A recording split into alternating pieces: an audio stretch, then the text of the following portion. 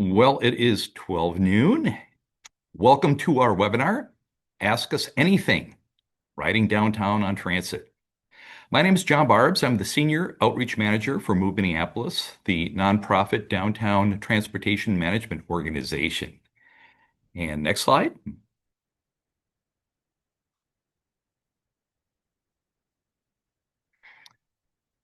As we start the webinar, just a little housekeeping. Please know that this webinar is being recorded, and this recording will be available on our YouTube channel in a couple of days. You'll also receive a follow-up email, which will link the YouTube video as well. Please use the Q&A function to submit questions to the panelist, not the chat function. The panel will respond to questions during the three sections that we'll be presenting today, and also during the Q&A time at the very end. We will be using the chat function to put links to reference material and some other communications. So we will be using both the Q&A for questions and the chat for information, for reference and information for you. Next slide. This is an interactive webinar. You, the audience, will take part in 3 Zoom polls that will pop up on your screen during each section. You get to steer the conversation in real time. This is something that is relatively new for us, but I think it'll be kind of a fun way to launch things. The poll results shape what we discuss within our panel. Each poll will be live for about 45 seconds, and then we'll have about 10 minutes to discuss the topic that you helped choose. If the voting is really close or a tie, we'll touch base on both topics. But there'll be choices of 3 different items, so we anticipate that this will be just a fun way to interact with the webinar. At this webinar, you'll learn about how to use transit, what's new in safety and service, and what's on the horizon for transit. And as you can imagine, these are really huge topics, and we want to cover the basics as best we can. And there are several Metro Transit representatives tuned in. If we get stuck on a question, they'll be able to lend their expertise and chime in. Next slide. So who is Move Minneapolis? We have a small but mighty 3-person staff. Move Minneapolis is a program of the Minneapolis Regional Chamber located in the Skyway level of the Young Quinlan Building in downtown. And today our webinar panelists consist of our entire staff. That would be Executive Director and Vice President of Mobility for the Minneapolis Regional Chamber, Tiffany Orth. Outreach Manager, Catherine Windyk, and she's also going to be coordinating the slides. And I'm the Senior Outreach Manager. My name is John Barobs. Next slide. As the transportation management organization for downtown Minneapolis, our mission is to improve air quality and reduce congestion, which we accomplish by promoting alternatives to drive-alone commutes. We connect downtown commuters and employers and transportation resources on biking, walking, transit, carpool, vanpool, car share, and telework. I think I got it all. And we focus on reduction of vehicle miles traveled, or VMT. Move Minneapolis connects the resources to empower people to choose sustainable transportation options through education, outreach, and reducing barriers. Next slide. We work with employers to develop commuter benefits and options that meet the needs of both organizations and their employees. Move Minneapolis works with transportation service providers and organizations to find the best solutions and programs for the employers, commuters, and residents and visitors of downtown Minneapolis.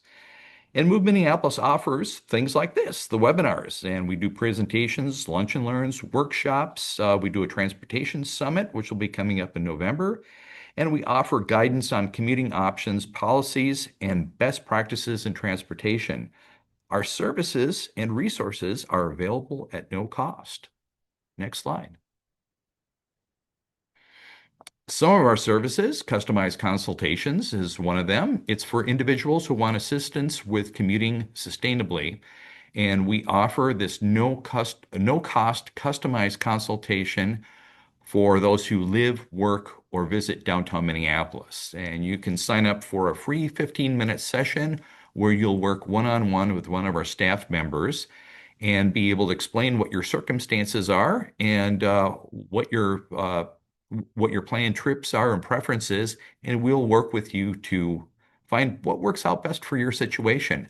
We do that typically Fridays between 9 a.m. and 3 p.m.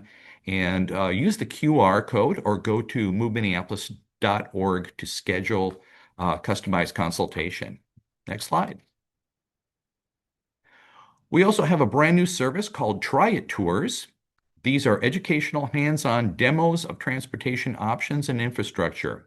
We offer 4 different guided hour-long transportation tours, and this would include 2 different walking tours, a group ride, bike ride that is, or how to use transit. Employers, groups, or organization can schedule a Try It tour for their staff to help connect the dots with transportation service providers and end users. Again, there's a QR code, or you can go to moveminneapolis.org and find the Try It tours and sign up.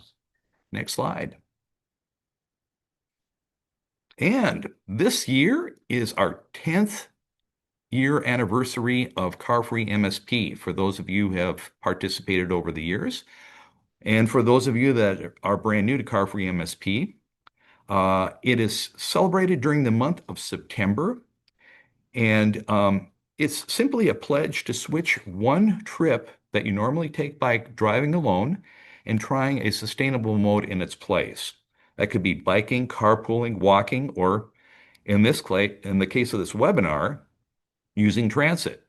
Make a pledge, and you can see the QR code in the a different URL, carfreemsp.com, and make that pledge, sign up, and you could be put into a drawing for a $2,000 gift certificate at Freewheel Bikes and other really cool prizes. There are a number of different events going on over the month of September, and this webinar is one of them. Next slide, please. And speaking of Car-Free MSP events, we've teamed up with the City of Minneapolis Public Works As You Go program for a Car-Free MSP event at the Commons in downtown Minneapolis. That's the big park in front of US Bank Stadium. That's coming up on Wednesday, September 17th between 4 and 6 p.m. As part of that celebration, we'll have a Try It Transit tour, e-bike and scooter demos, transportation partners and organizations will be tabling out there, and there'll be a public speaking engagement. And we're also doing a employer challenge. So we're challenging employers to spread the word on this and get as many employees to stop by at the Commons for this event and stop by at the Move Minneapolis tent.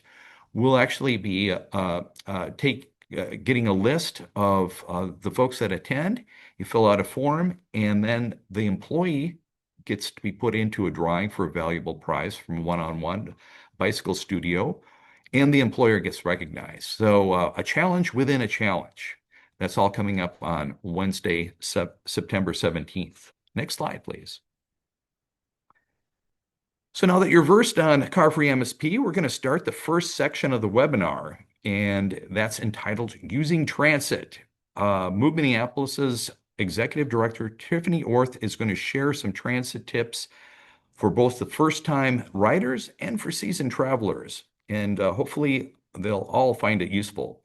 She'll pop in a poll that'll show up on your screen, and you can vote on the direction and the discussion, where the discussion takes us. With that, Tiffany Orth. All right, thanks, John. Hello, everyone. Thank you so much for being here. My name is Tiffany, Executive Director of Move Minneapolis. Excited to be here with all of you today to talk a little bit more about using transit. And I want to preface that I am by no means an expert on using transit, despite my job doing it every day. It is really something that I'm still learning and growing in, and I want to really emphasize that for everybody else, that it's really thinking about how you can integrate transit when you can. It may not always meet your needs, but it's hopefully this section will give you some tips to be able to better integrate it into your day. It's not an either or, it's hopefully a both and for how you get around. So next slide, please. All right, so on this slide, I am just going to describe the slides just from an accessibility standpoint in case folks have any trouble reading the slides. On this slide, we do have a map of downtown Minneapolis's transit system, as well as some bulleted items outlining our transit lines, which I will speak to in just a second. But I wanted to just say, what do we mean by transit? I want to just maybe level set there for folks who might not be as familiar with all of this. Oftentimes the word transit is used interchangeably with transportation. So I just want to specify, that we're talking about systems that transport larger groups of people, such as buses and trains. And everything we're talking about today is in reference to these systems.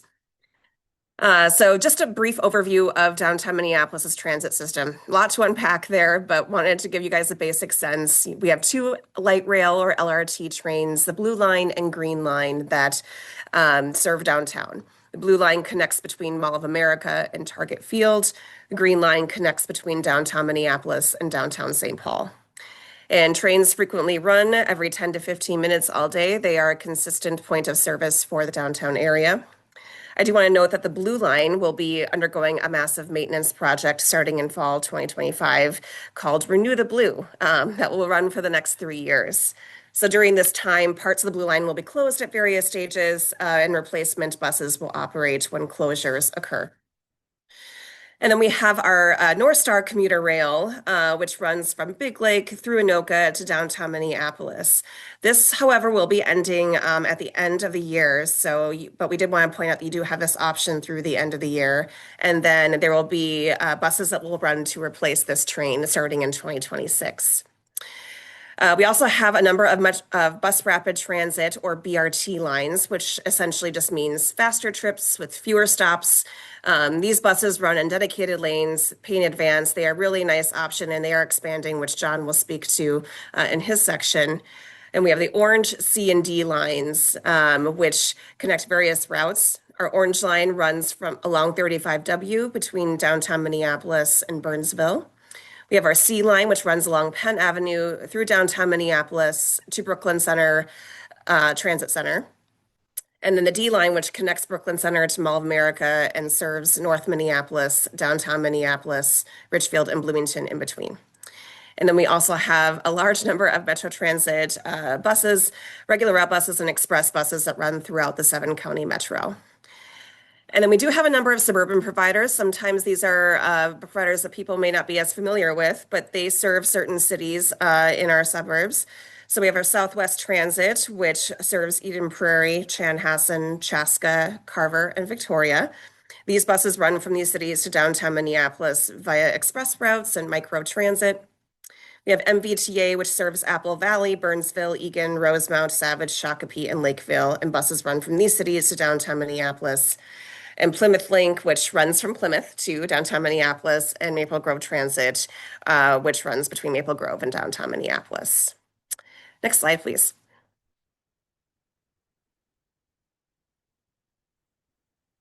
All right, so this is not everything that you would ever need to know about using transit, but it is the basics. So wanted to just point out some quick tips here for if it's particularly your first time using transit. Planning ahead is key. There are some great trip planning tools that will help you identify the routes that will best serve you that I will speak to briefly in just a bit. The biggest thing we wanted to emphasize is just factoring in the first mile and last mile. So by this, we mean how you will get to and from your transit stop to the destination. You'll want to consider the time it takes to get to and from transit stops, as well as the mode that will best serve you. Walking, scooters, biking, and carpooling are all great options to make your entire trip more sustainable, but they do require additional planning to factor into the overall trip. And also consider bringing something to do on the bus or train, work, reading, music, podcasts, or just explore connecting to people around you. Really great ways to make the most of your time on transit. And then assessing how you will pay. This is something that is good to know in advance for how you will pay to make the experience as easy as possible. So you can buy a fare in advance through Metro Transit's app or website or through Go-To cards. On LRT and BRT lines, you can buy your ticket in advance on the platform. You can also pay as you board with cash on local buses. And your workplace may also offer MetroPass, which can allow you and your employer to set aside funds for a monthly transit pass that can be used on any Metro Transit bus or train. And then lastly is just really planning for the unexpected. Make sure to consider bringing umbrellas, water bottles, dressing in layers, keeping in mind that you will be exposed to the elements when getting to and from transit. And we also recommend really signing up for rider alerts and checking real-time info at stations for scheduling changes. And then I just want to mention that we have some really great how-to ride web pages, both through Metro Transit and on our website as well. These provide more practical tips and resources today. And then just on this side, quickly, we have the outline of the basics of what I just referenced, as well as some images of our transit page and the QR code to access it. Next slide, please. And then lastly, just wanted to outline those trip planning tools I mentioned. We have Metro Transit's Trip Planner, which lets you really plan your journey and all the stops you need to take. And then we also have Metro Transit has a next trip, sorry, edition that lets you access real-time info whenever you're at a specific stop or if you need to look up a specific stop. And then Google Maps, this is something that we all hopefully use pretty much regularly already. And this is something that can also give you really great info in real time and also will include added instructions on biking, walking to transit stops. And then just a last plug for customized consultations. We're happy to provide any one-on-one support to help you navigate specific circumstances for your trips. Next slide.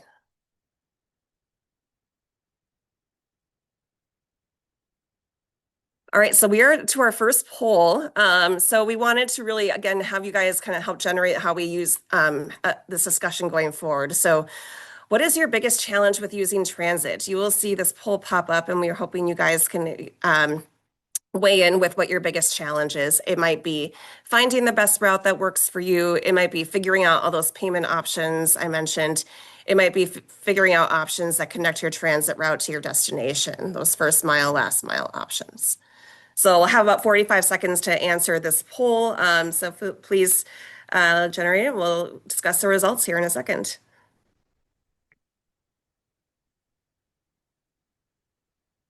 And all three of us will be joining this part of the discussion. Yes. And it looks like we've got one that's really leading out ahead here. Yes. So it looks like we have finding options that connect transit route for destination, first mile, last mile options as being the top result, with finding a route being the second option and figuring out payment options as the last option. So we will speak generally to all of these things in our discussion, but we'll focus a little bit more on that top result with finding options that connect your transit route to your destination. So with that, I think we can end the poll here and we'll go into the discussion. So just a reminder going into the discussion, please populate any questions you might have in the Q&A function at the bottom of your screen. If you can't see it, you should be able to click more and then the Q&A option will pop up. And or feel free to raise your hand and come off mute and voice your question here to the group. And also if you have additional tips or ideas or comments, feel free to voice those or put those in the chat if you would like. So I think maybe we'll start out with the Move team here and just share any tips that we might have individually for figuring out options to connect the first mile, last mile. So maybe I'll throw it over to John and Catherine if you guys want to weigh in with any initial thoughts. Sure. Well, this is a very interesting question, and ironically, I think I honed my finding skills in using transit outside of the Twin Cities. Because when I'm traveling, and I like to use different apps, including Google Maps and their transit option, or a fantastic app that Metro Transit is part of, called Transit, and got used to navigating around because you're looking for restaurants, you're looking for museums to go to, and other points of interest. And just practicing in other cities really allowed me to pay attention to things that you want to notice. And how far away is the transit station or bus stop? How do you pay the fare? And how long is it going to take to your destination? When is the next bus coming? So all of those things, when you're outside of your home environment, and you're using this app, you're able to really kind of pay attention to how all these things work. So then I translate that back here into my experience every day if I'm going someplace that I'm not as familiar with in the Twin Cities area. Yeah, I wanted to talk about combining biking and transit. I found that to be really helpful. I was until recently a skeptic of putting my bike on the bus or the train. I think part of my acceptance of that as a legitimate mode and an easy, convenient mode is living closer to the blue line. I now live about three quarters of a mile away from the blue line, and 6 miles away total from my office. So the 6 mile bike ride is great. It takes about the same amount of time for me to ride my bike as it does to combine biking and transit. So depending on how I feel that day, I'll make that decision. But I like to bike to the transit station and to the train, 46th Street station on Blue Line, and put my bike on the train. And then when I get downtown, I have 7 or 8 blocks to go from the light rail station to my office. So that's not far, but it is really nice to just zoom to the office on my bike. So I really like combining biking and transit. I think that bike share is an excellent option if you don't want to bring a bike on the train or put it on the bus. I know that the bus bike racks are difficult to use for many people. I know I struggle with the bike bus racks myself. I still use them because I figure the more I use them, the easier it'll get. But it is difficult for me to put my bike on the bus, I will admit. So if you don't want to deal with that, you can use bike share to make those last mile connections. So that can be a little trickier with planning. I know John mentioned Google Maps. And if you want to plan a transit route, Google Maps doesn't have the option to combine biking and busing or biking and train. So you kind of need to do two separate little plans where you can put in your address to the transit station and get biking directions for that, and then transit for the rest of the way. And then if you have another half mile or whatever on the other end, you need to separately plan that. So it does take more planning. Once you get that figured out, if it's somewhere you're going to frequently, that becomes really easy and second nature. But when you're doing those new destinations, it does take some more time and effort to plan. I will note that. Yeah, I think that's a really good thing to emphasize, Catherine, of just like it may seem daunting to try to plan all these things up front, but once you've put in that legwork up front, these things hopefully become a lot more second nature as you move forward. The other thing I would just add is that, even though we're all about, kind of sustainable modes of transportation, there are park and rides as well, which all fits into the picture. So, if you're going to drive your car, to a particular transit stop or find other additional parking that might be close to your transit stop, that's great too. So, want to emphasize that. And then I think we just had one question pop into the chat from Allison Meyer. So for those who use bus bike racks, do you typically take an extra minute to lock your bike to the arm/rack? When I'm sitting in the back half of the bus and a distance from my bike, I can't help feeling so vulnerable with it unlocked. Good question. Um, John or Catherine, I don't know if you want to weigh in anything on that. And then otherwise, I'll also encourage anybody else who wants to maybe respond to that too. Well, the there's like an arm or a hook that goes around your front tire when you put it onto the bus rack, and it is pretty tight. I mean, yes, I always think, well, what if the bus has to slam on its brakes? Is my bike going to go flying off the front? Um, but again, these racks are used, throughout many different countries and throughout the United States. So they're designed to keep your bike intact. But yeah, I always do feel vulnerable. And um, being able to practice on putting a bike on the bike rack, especially if you're doing it the first couple of times, um, it can be somewhat intimidating, and especially if you feel like, oh, people are waiting for me. But bus drivers are extremely helpful, and especially if they can see that you need a little bit of help. Once you get the hang of it, it goes pretty smoothly. So I do believe that Metro Transit encourages folks to sit near the front if you can when you put a bike on the rack, just for that reason. I do know I've heard stories of people having their bikes stolen off of a bus rack. It does happen. I don't know if Metro Transit has any specific policies around not using a bike rack or a bike lock on the rack. I'm not sure how well that would work. It would take extra time. Honestly, it's not something I've ever thought about before. But so I think it's something. I don't know if we have any Metro Transit folks on that can speak to that, if that's quote unquote allowable by Metro Transit or not. I'm not really sure, but yeah, so I think the best case is to just try to stand or sit near the front if you can, to keep an eye on it, regardless of whether it's vulnerable to theft, or as John was mentioning, you just want to make sure it's still there when you get there to your destination. And then getting back to the first mile, last mile option, I will be speaking about microtransit, which is a service that is very beneficial for getting uh, from your home or workplace to a bus station or bus stop. If the destination or if the distance is a little bit further away, and I can be able to speak about that in a little bit. Well, just before we wrap up here, I wanted to give a chance if anyone had any questions related to the other challenges, finding a route or figuring out payment options. We encourage you to put anything in the chat or come off mute to ask that now, if you want to raise it.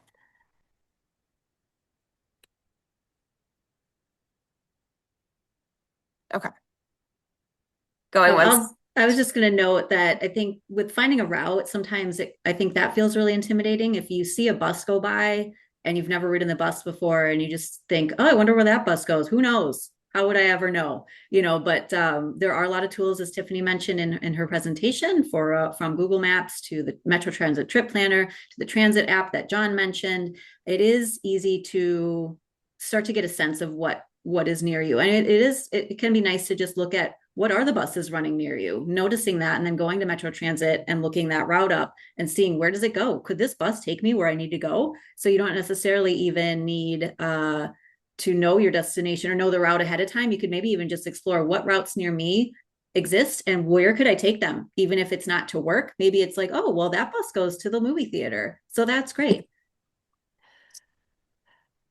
That's great. I think Stephen Sondheim, you're raising your hand. Feel free to come off mute. Yeah, hi. I live in Chicago, which has great transit. Oh, great. But still, two questions. One, does Google Maps or anything have bike routes? But the other real question is, different mapping options show different things, and some of the ones I use, they just show like their preferred bus route, but that doesn't show them all or one that I might prefer. And especially on where I live and how fast things go, and so that's somewhat of a problem. Okay, thank you. Yeah, thank you for raising that. Sometimes what we've encouraged, or at least what I found helpful, is kind of checking multiple sources to explore if different routes come up, or even with Google Maps, like they'll usually show other alternative route options as well, that they might not be recommending or might not be the preferred route, but there are other options. So I like to kind of consider all of that. And oftentimes I found with biking or, to transit or anything like that, like sometimes what they're listing as a direct route is not the best way or the most pleasant way to go. And so sometimes that can take a little trial and error, or relying on asking other folks who might have more expertise with getting to and from these destinations. I mean, that's another big thing, is just, if there's ways that you can ask other folks to help. And then again, last plug, we're always here to help in those situations. So, and yes, Google Maps does have the biking routes. I think that was the first part. John or Catherine, anything else you'd add? I think you got it. Cool. All right, well, we're going to keep going for the sake of time here, but we do have a little time reserved for Q&A at the end. So if you guys have other questions that we didn't get to, feel free to pop them into the Q&A and we'll track them throughout. But I will turn it over to Catherine.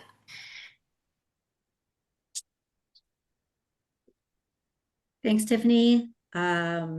And thanks again to everyone for joining us today. As John mentioned, my name is Catherine Windyk. I use she, her pronouns. I'm outreach manager with Move Minneapolis. I have a lot of experience using transit in Minneapolis. Specifically, I started using it while going to college at the University of Minnesota. I was car-less at that time. I did not have a car and was only using transit to get around. I didn't bike either. So I was using transit to transfer from Northeast Minneapolis to the University of Minnesota through downtown.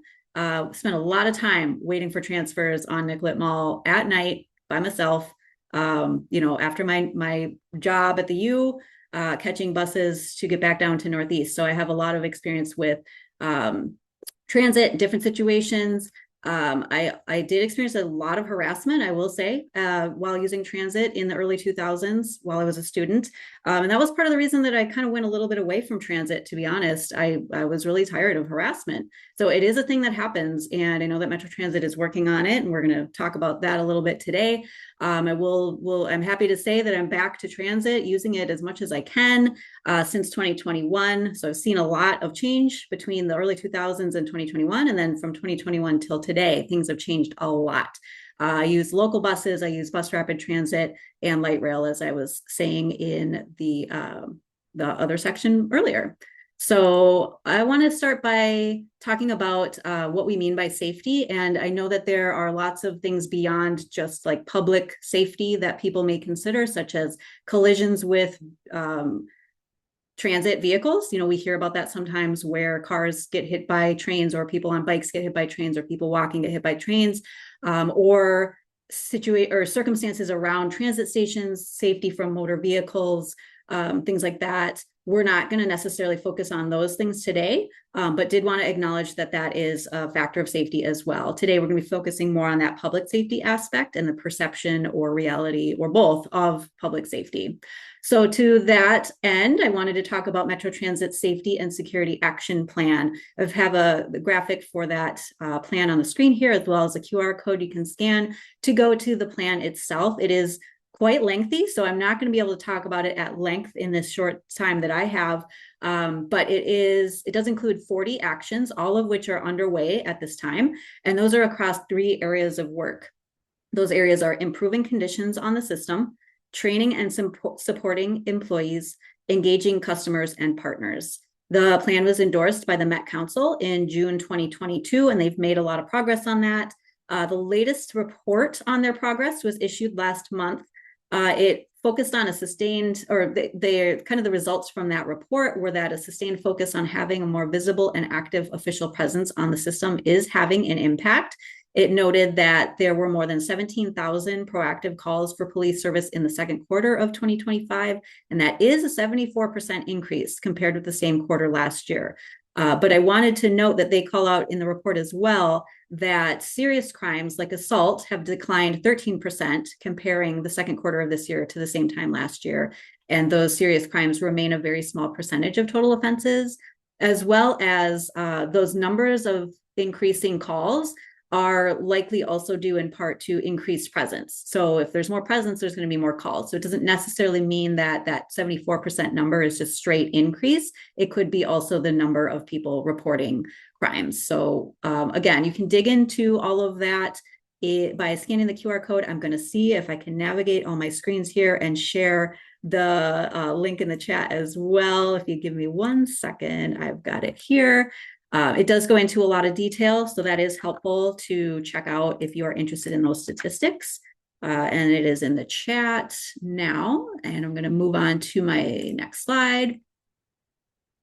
Metro Transit has, as part of the Safety and Security Action Plan, expanded their official layers of presence. So on the screen here, I have images of various types of presence you may find or encounter while using the system.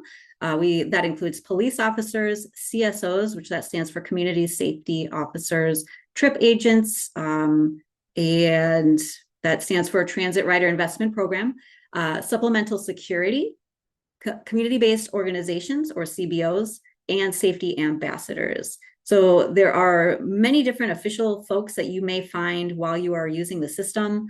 And those are some of them. I have on the screen a QR code for the layers of presence, more information on what each of those does and is responsible for. You can check that out by scanning the code. I'm also putting it in the chat here. I also wanted to note that in 2024, we at Move Minneapolis did a webinar talking about these new layers of presence. At that time, they were new. So that's a great thing to watch as well if you want to get more detail on the layers of presence. I'm also going to pop in the chat a link to the August 2025 plan update that I mentioned just in the previous slide. So there's a lot of people out there that you may be encountering, and there's also opportunities to join the conversation with leaders from Metro Transit. And apologies for my halting speech here, clicking and typing and pasting at the same time is really working my brain, but the J got cut off. But you can join the conversation. Join General Manager Leslie Canderas and other leaders at public listening sessions in September. I've pasted in the chat the dates and locations and times of those options for you to talk with leaders and tell them how you feel about the safety issues, ask them questions and things like that. So that's a really great way to feel like you're involved and learn more about the system as well. So finally, some tips to stay safe. And on the screen here, I have a graphic that says, feel unsafe, see something suspicious or inappropriate, text for safety, call 911 to report a crime, text 612-900-0411 if you can't. I will get back to that in a second. The first thing I want to do is just acknowledge that there is a difference between being unsafe or feeling unsafe and being or feeling uncomfortable. And I think that's important for people to keep in mind. If things aren't crimes, and there is not really a safety issue, how are you going to react to that? And how does that change your experience? So I think it's good for people to investigate that for themselves. Am I uncomfortable or am I unsafe right now? And how does that change how I react? So, know yourself and know what you need to do if you don't feel safe, and feeling safe and being safe can be different too. Maybe you are safe, but you don't feel safe, and that's totally valid. But just thinking about, doing what you need to do to take care of yourself if you're in an unsafe situation, but also investigating, does that mean uncomfortable versus unsafe? So something related to that, situational awareness. So what Tiffany was talking about, bringing things to do while you're taking transit. And I love getting lost in a book or a podcast while I'm on transit, but that's not always the best idea. You do want to just stay aware of what's going on around you, because you may need to make a decision about how to react to a situation. So I do recommend that you kind of pay attention somewhat, keep one eye open to what's going on the bus or train that you're on, just to make sure you know what's happening and how you're going to react. Having a plan. So what's going to happen if you do see something? Are you going to be able to get off a bus or train? Obviously, you can't just get off at any point. If something is happening, you do need to wait for a stop, especially while you're on a train. But plan for what you would do if you needed to get off a bus or train at the last second. How would you finish your trip? That's something to consider. Would you be able to call an Uber or Lyft? Would you be able to take the next train? Could you connect to a different bus? So being aware of your options is really helpful. Also, if you're waiting at a platform, are there businesses that you could go into that are near the platform or near a bus stop that could provide help if something came up, or you just needed a place to go to be around other people? I recommend saving the text for safety number in your phone for easy access. So that number is for non-emergency situations. If you aren't able to call and you want to just text, you can do that. So suspicious or, dangerous seeming behavior, but not necessarily a crime in progress, that's where you would use the text for safety feature.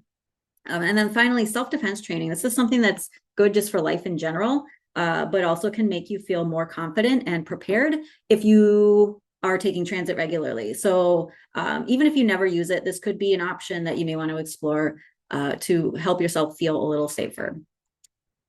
So with that, we're going to start our next poll. And I am going to launch it in 1 second here. Give me grace while I navigate all these screens. All right, polls. Where's my poll? Where'd my poll go? This is, as John mentioned, a newer thing for us. So we are appreciating your patience as we navigate all the technology. So I've launched the poll. The questions are, what is your biggest safety concern around transit? Options are safety while waiting at light rail platforms or bus stops, not knowing what to do if there's a safety concern, and safety while riding on a bus or train. So the first and last options are different. The first one is while you're physically on transit, and the last option is while you're waiting for transit. And those are two different situations that may have different ways that you deal with them.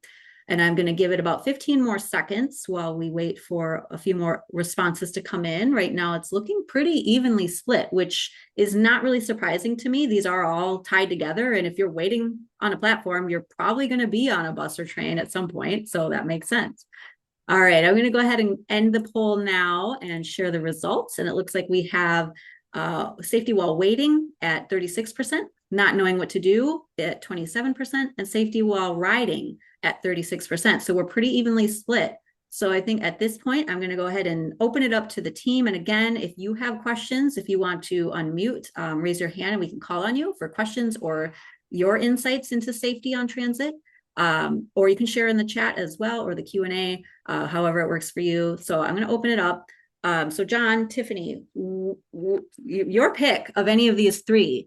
What tips do you have? What experiences have you had that would be helpful to share with people about safety in any situation where you're either riding while you're waiting, or what do you do if there is a safety concern? I'll let either of you jump in.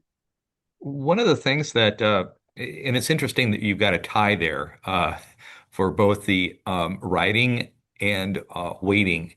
But I will say that you mentioned the levels of presence, and that is something that has been really noticeable. Whenever I ride on the LRT or some of the BRT lines, I am noticing more of a presence of uh, they're either the trip agents or the community service officers. Um, it that to me is um, something that is very welcoming. Yes, they're doing their job. They're maybe checking fares. They may be doing some other things as they're either at the station or the platform or on the vehicle itself. But that I think is wonderful. Another thing that I have always liked is the ambassadors that are in downtown, both downtowns actually, St. Paul and Minneapolis, and having their presence around. So you've got multiple layers of people that are in some sort of a uniform, officially looking, uh, and they have the means to communicate with one another or ask for help if they need to. So this is something I think that I've noticed and other people have noticed as well. Yeah, I'll just quickly add something that really has worked well for me is, and this applies kind of both to A and B, is not engaging. Like you don't have to engage with people if they try to pull you into something or if they try to talk to you. I'm not suggesting that we just become rude people, but if it's a situation that does feel unsafe to you or it's, escalating in a way, ignoring and or politely declining or avoiding eye contact or moving away from a situation can make a huge difference.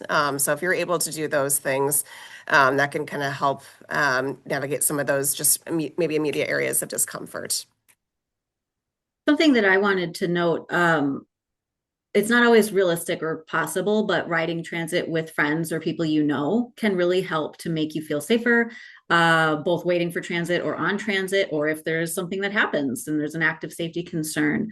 So especially while you're learning about how to ride transit and how to use the system, I think that's a really powerful thing to do.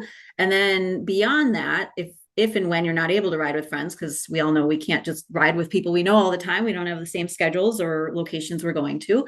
But you may find as you ride transit more often, you might make friends with transit riders. And that kind of adds to the community feel of transit, which is one of my favorite things about transit is just that community aspect. And then if you know people while you're riding, then that just kind of increases the safety in numbers feeling. You might be able to approach them if you're seeing something going on and you're like, hey, bus friend number one, what's going on over there? And you might be able to work together to figure something out. So I think that's not necessarily a strategy. You can't control making friends on the bus, but it's something that may happen as a side benefit to taking transit, which is really excellent, and embrace it if you desire. I mean, it's not for everyone, maybe you just want to keep your head in the book, and that's fine.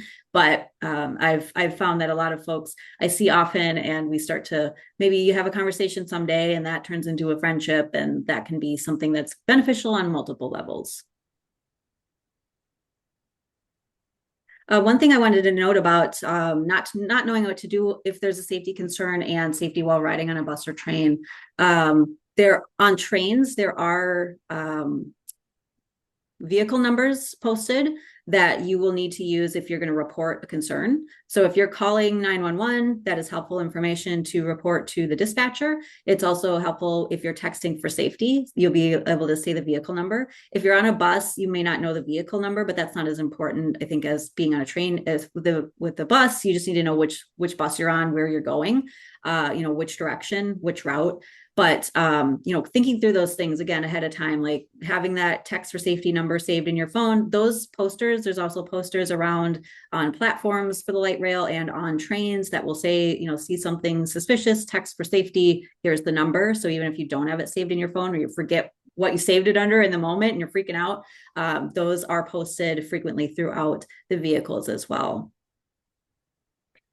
I did want to chime in some real positive things in regards to being able to connect in a emergency type of situation.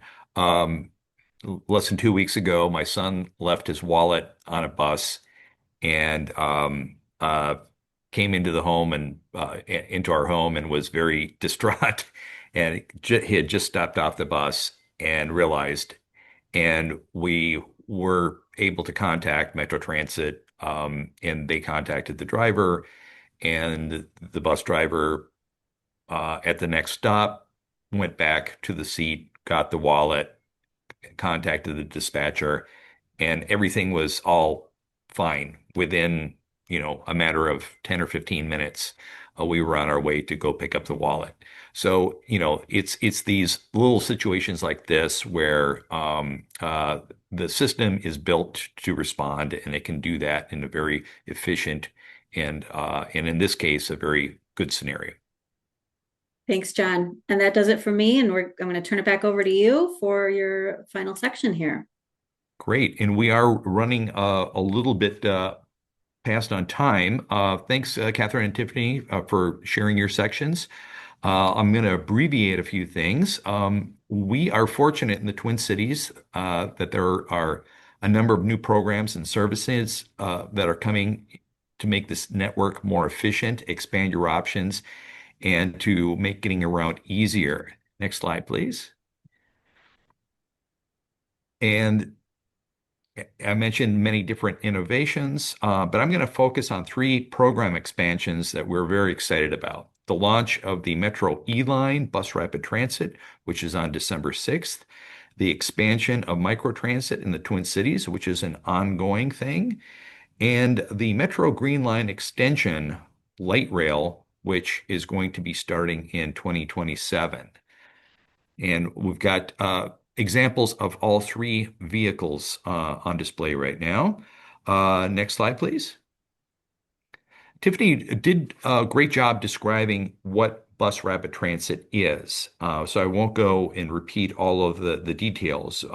It is a little bit like light rail in operation in that the BRT buses arrive at elevated station platforms in 10 to 15-minute intervals most of the time. They run early, they run late, they run 7 days a week.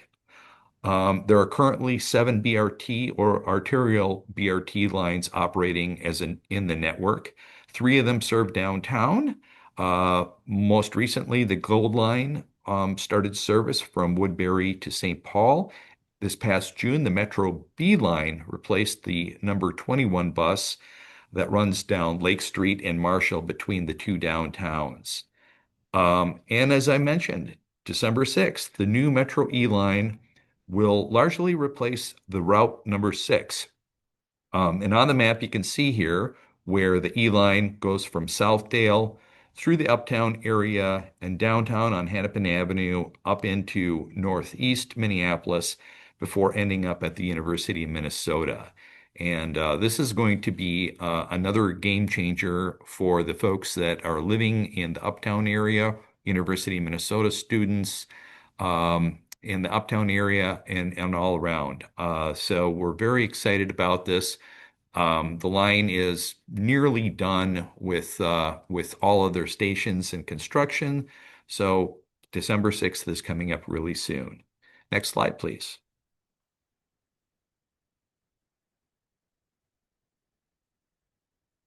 Microtransit, I touched on that a little bit earlier. It combines like an Uber or Lyft ride-hailing experience with bus fare prices. All 5 of the transit authorities in the Twin Cities offer a version of microtransit, and in fact, roughly 1/3 of the Twin Cities is covered by microtransit that serve in various zones. This would include Metro Transit's Micro, Southwest Transit's Prime, Minnesota Valley Transit Authority's Connect. Um, and these are fleets of mini buses that operate through these communities or zones. They offer door-to-door service. Rides must begin and end within each zone. The zones tend to be cities in most cases. Some cases, they're a little bit larger than that. Um, and transfers can be made to regular bus routes from these. If you're going to go to the neighborhood grocery store, you can go from your home to the grocery store within the zone.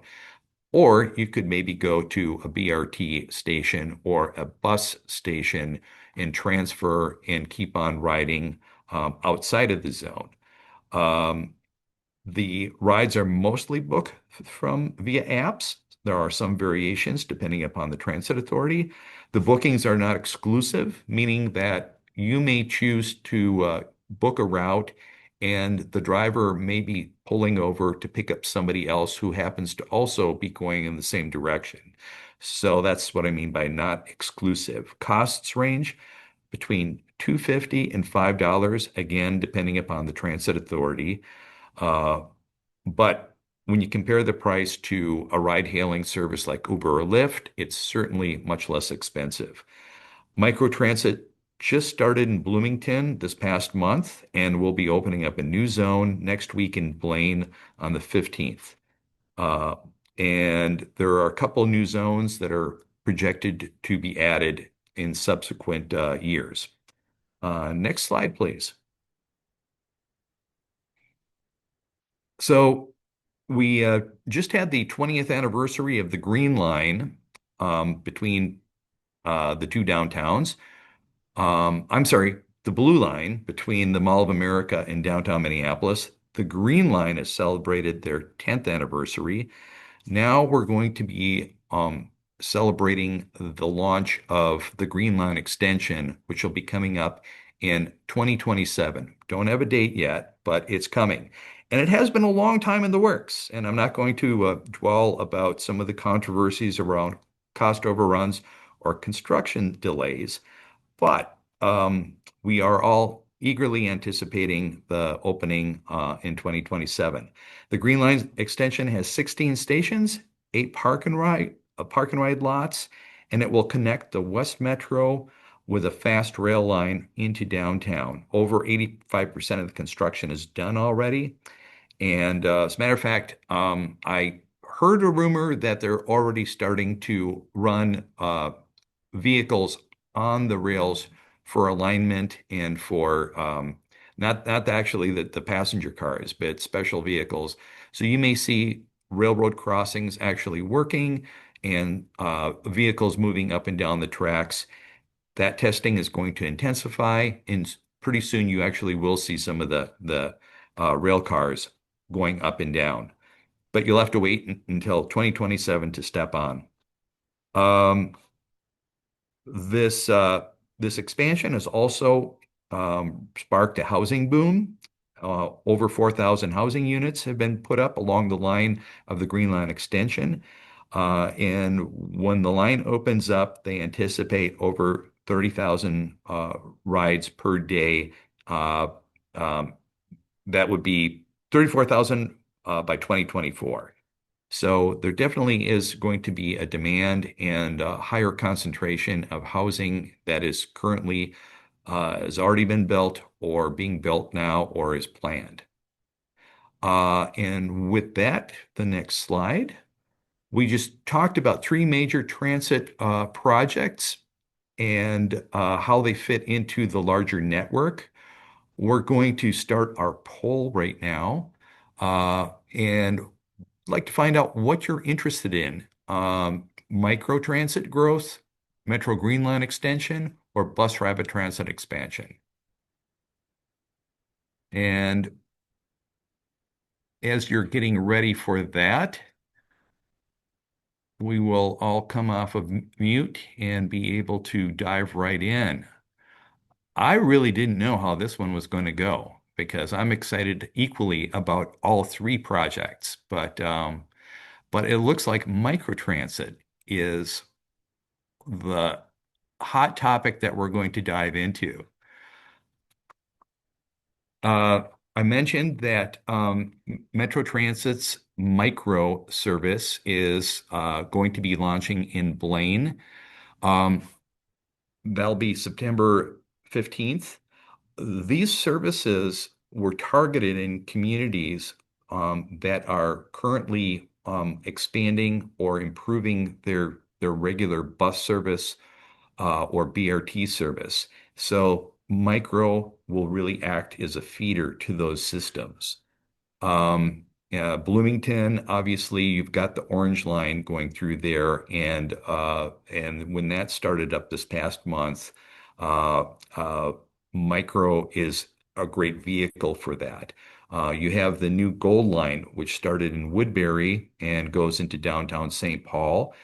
Uh, it will be expanding into downtown Minneapolis within 2 years, less than 2 years, 2026. So you'll be able to start a ride in Woodbury and ride right on into downtown Minneapolis, replacing the 94 route. Um, Catherine and Tiffany, would you like to share anything about microtransit? I did want to note that Dave Allen asked a question in the chat about will the Blaine microservice connect to North Star? It would be, well, as was mentioned, the North Star will be uh, ceasing operation in early January, replaced by um, bus services that will be mimicking that route. So I can't speak right now, and this might be something that one of the representatives from Metro Transit may be able to chime in if that will be a connection with micro. I think the proximity works out like that, but I couldn't say that for certain. And we can probably, we'll note these too, and we'll follow up to share responses for anything that we can answer in our recap email. And it looks like we do have one other question too in the chat. Selected BRT because of the almost complete lack of it to the West Metro, Minnetonka, Plymouth, Wayzata.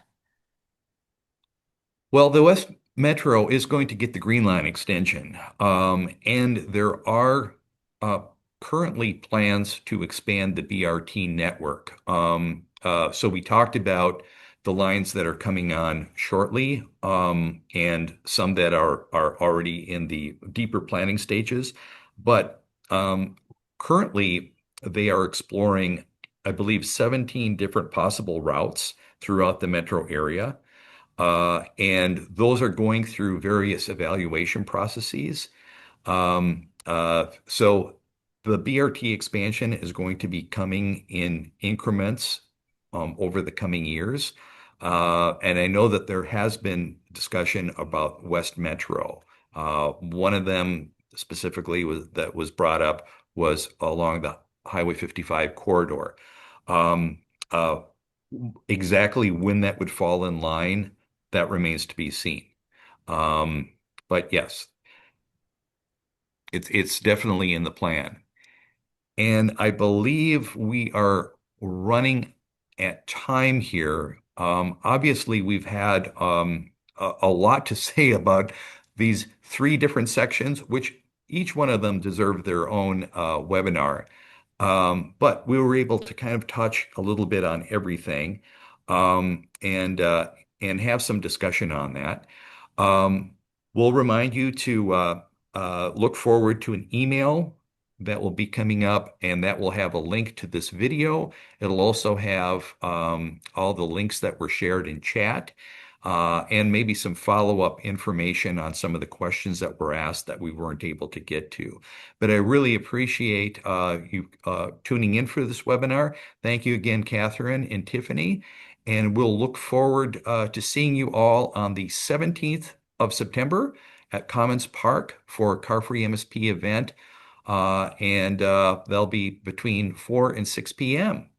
Thanks again.